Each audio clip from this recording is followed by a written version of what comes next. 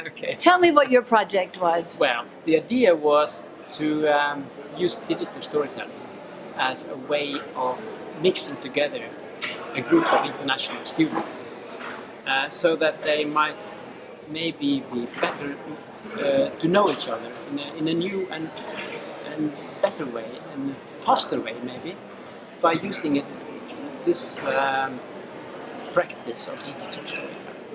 Where did they come from? They came from United States, and then we had a group from Namibia, and we also had a couple of other students from other countries in Europe. No Norwegian students were in this group. Why not? An international. Well, it was. I'm not quite sure actually, because I was not the teacher. I was only there to find out if digital storytelling might be something in this context. Yeah. And it was organized as a workshop, and that means that they help each other in a way to construct a good story that communicates and gives becomes an engaging story for the other students to listen to and to watch. So, what period of time were those students in Norway for? For 6 months, or they came in August and they left in January, I think, yes. Yeah. 5 months, I think, actually, 5 months. So, were you the person who presented digital storytelling to them? Yes, I was. And then they had a teacher who was responsible for the content and teaching the content of the course. The name of the course was they were learning about Norwegian culture and Norwegian political system and things like that. But there was also an important dimension here that they should learn from each other in this process, from bringing together different experiences from different cultures and political systems and so on. I see. So the 6 months in Norway, the framework was to learn about Norway and Norway. It was a society course, or what we call it in English. Social science. Social science, yeah. Social science course, yeah. So, but someone had the brilliant idea, since they were all there together. My colleague, her name is Inger Haug. She's working at the same college as I am working, at the Hedmark University College. And we had this idea together, you might say.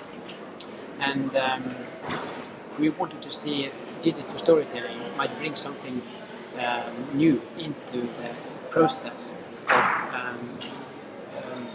melting together students from different cultures. And the workshop started on Monday and ended up with a film festival, you might say, or a celebration on Friday. So it was a week-long workshop? Yes. Yeah. And this was the only thing that they did this week. Yeah. They worked on their story. They came together in what we call story circles, where they helped each other to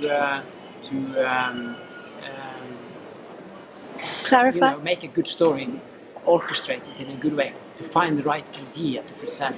What is the main point of my story, for instance? And they helped each other. They helped each other to find a good story to tell. So you start out with this idea of what can I tell? What is interesting to tell about me? And then in this story circle, you present one or two different ideas, and the others tell you, oh, this is really interesting, you should do this, you should tell us more about that, and you should tell it in this way, for instance. That is so you're already building community yes. and bonding in the process right. of clarifying the story idea. Yes. Yeah. The story idea is constructed in a group, you might say, yes. But it's your story, and the others have to respect that. They should not tell the other one, the storyteller, what to tell actually, but how to tell it, I would say. So these people arrived having thought about it before? They had no idea what it was. No, but in terms of they came having thought about how they would self-represent, they might have brought a photo or... Yeah, that's right. Some photos.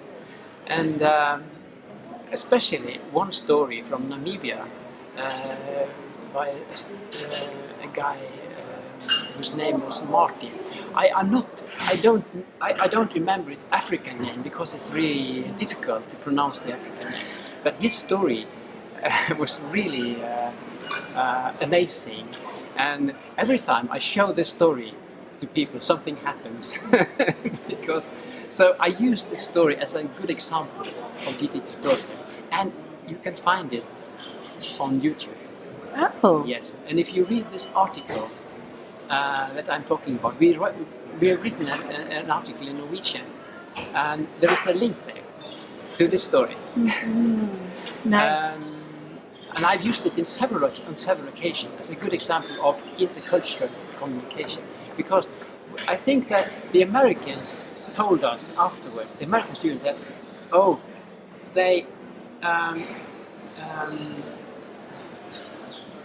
they found this story very interesting because it changed the way they understood an African, I think. In a way, it doesn't take much to change a whole perception. No, I mean, you have some ideas of how is an African. Preconceived ideas. Yeah, right. What is an African? And the African students, they had maybe their own ideas of what an American student represents. So, and I think we did something with these what you call it, preconceived ideas. Preconceived ideas. Yeah. I think we succeeded in maybe influence them a little bit. Shifting them a little bit. So you're, I mean, maybe someone in Concordia reads Norwegian, maybe in any case, it's a very, very interesting project. To finish this brief introduction to your project, what is your assessment of how things went, and what did the students think, and was it a good idea, a bad idea? I think it's a great idea, but I haven't had the opportunity to try this in other contexts so far. But I think it's an interesting idea, and I think someone else should try. Well, listen, I think more people should try to use digital storytelling as a tool in intercultural communication. Well, I will then have a follow-up final question, because in Quebec, we always kind of freak out because we speak two different languages. Now here you were dealing with many different home languages. How did you handle the language issue? The language here was English, because the Africans speak English is in Namibia. English is the main school language. So they speak well. And the Russian? English, also the Russians, yeah. Mm-hmm. And so it was the English was okay. So I mean, I'll just ask you if you have a point of view, because in some contexts, one language is seen as the language of the oppressor, and it would be tricky to say that's the language we're going to use. Yeah. But I suppose that would be... I agree with you. So generally, I would say that you should speak your mother tongue, because it's important that you're able to express yourself in a way that you're comfortable with. So I think you should use your mother tongue, and then you can subtext the video. Well, that was a lovely introduction to a fascinating project, and thank you very much. It's interesting that you find it interesting. So Okay, so very good. So I hope we can have contact. I hope so too. Thank you very much. Okay. Okay.